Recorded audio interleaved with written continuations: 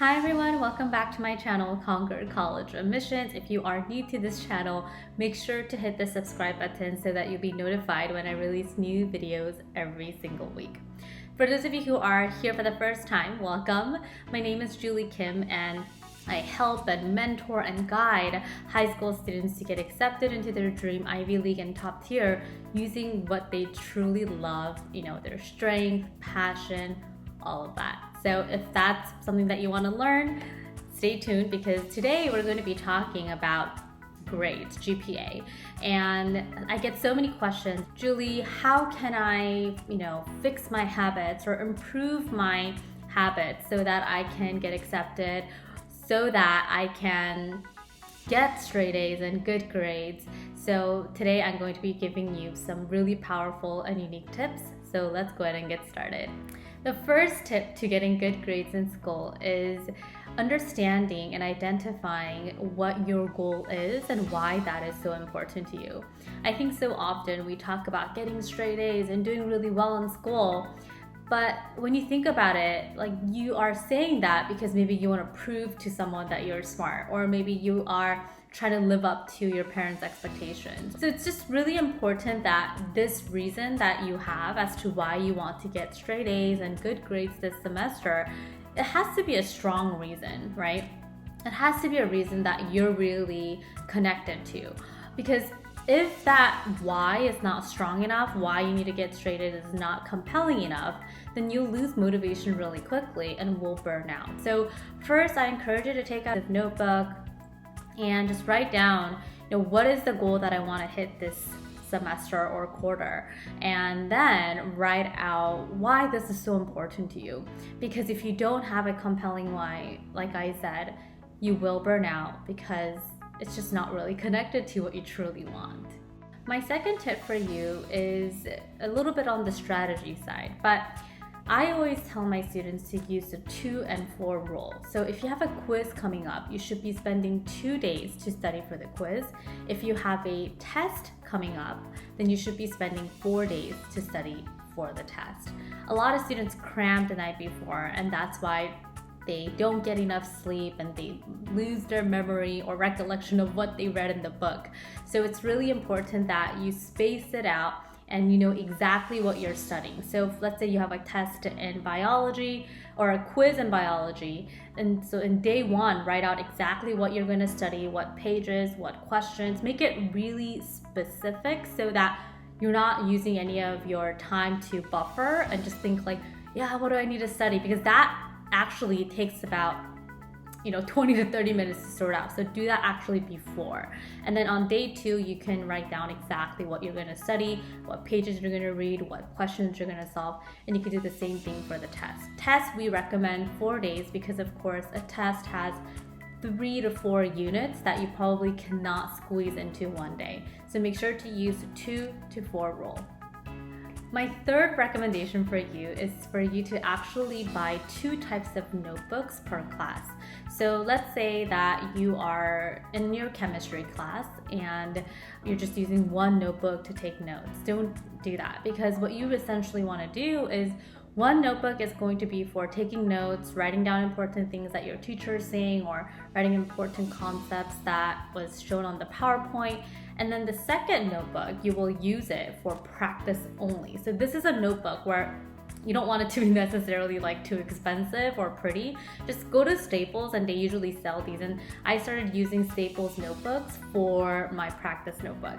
They're really affordable and it writes really well for practice. So the practice notebook is where you just practice questions over and over and over again so that you're not making any mistakes and you've practiced all types of questions that could potentially come out on the test. So create 1 notebook for the notes and then 1 notebook for your practice questions. My fourth tip for you is to create a priority list every single day. I usually skip weekends, I'm just going to be honest here, but I also create a priority list every single day in my planner. So a lot of the mistake that students make is they'll just write down at school like what they need to do, and then when they come home they'll just do it in that order. But that's really the biggest mistake. Once you create a priority list, you know exactly what you need to do first. So the way that you can weigh this is, let's say that you have a biology test in about 2 days. And then you have a Spanish homework that you have to do. And then maybe you have to read 1 chapter of Jane Eyre. So in that case, your biology test holds the most amount of points, and it's the most risky one. It's just the one that would require a lot more attention from you. So you would write down next to that list number 1. So that means that's what you need to do first. Now, the second priority list is Jane Eyre versus Spanish homework. Let's say for Jane Eyre, you might get a pop quiz the next day. Then obviously, Jane Eyre, you want to do it first. And Spanish homework tends to be more on the rote memorization side. You just fill in vocabulary words and verb conjugations and things like that, which is going to require less energy from you, right? So that would be number 3. Obviously, that's the way that I would order it, but you can also decide which one actually takes up more energy on your end. So having a priority list is amazing because you don't have to think, okay, after this, what do I need to do? After that, what do I need to do? It's just you have an exact list, numbered, ready to go, and so create a priority list. My next tip for you is to check in every single week. Let's say that you tried really hard this week and you studied for your quizzes, but you still ended up getting a B. And some students might be like, you know what, like forget about this. I'm getting B's no matter how much I study. I'm just a B student. I'm gonna give up. Don't get yourself into that trap because we know that that's not true. So what you can really do is on Friday or Saturday, you can sort of list out on one left side of the paper what went really well. You want to give yourself some pat on the back, some recognition for your hard work. Where I think high school students these days, they're just so hard on themselves, and I just feel like we need to love ourselves and accept ourselves for the effort that we put in, right? So on the left side, write out all the things that went well and give yourself a pat on the back, give yourself a little gift, do what you got to do. And then on the right side, you can write out what didn't go so well. And that gives you a time to reflect and think about, I could have studied for this test a little bit more, or I could have done this homework a little bit early. And when you write those things out, you can actually make those adjustments for the following week. So you have to understand that we can't go from being completely lazy and a procrastinator to a perfectionist in one day. We need to give ourselves the time and the energy and the shift that it needs.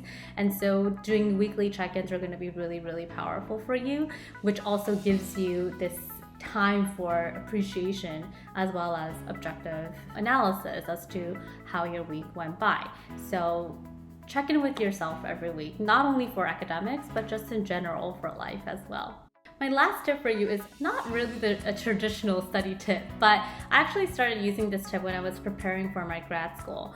And it's that, we are all on social media, right? Like it's inevitable, and sometimes when I have too much going on, I shut it down and etc. But most of the time, I do like to go on Instagram once in a while to check out what's going on. But what I realized was I was following all of these like unrealistic people, and they were just making me feel like crappy. So what I did was I cleaned out my social media and started following people that really inspired me. And so one of the topics that I really like to follow was study tips, organization tips, study techniques, and things like that. So when I would go on my Instagram, I would see all of these inspirational study environments, study techniques, note techniques. And so it was just always like a motivating kind of environment to be in, even with something like Instagram and social media. So since I know that so many of you guys are on social media, you want to sort of delete people and unfollow the people who are not really serving you well, and make sure that you follow people who motivate you or follow techniques and strategies and tips that will give you some good energy, because that's really important. We want to be healthy and happy in this process. And so that's actually a very unconventional tip, but I thought I would share because it just helped me so much. Okay, you guys, I hope you enjoyed this video on how to get good grades, straight A's, or any goal that you set for yourself academically. As always, we have so many free resources and an awesome community that you can join. First, we have our Conquer College Admissions Facebook group. We have over 2,000 members inside. We are doing live trainings and just building a really warm and supportive community for the high school students. So check that out. We also have our podcast, Demystifying College Admissions, where we invite guests and experts from all fields. I also do a lot of solo episodes in there, so check that out as well. And also, if you would like to get more of one-on-one support with our team navigating this college admissions journey, you can also definitely check out more about our programs. We'll add all the links in the description box below.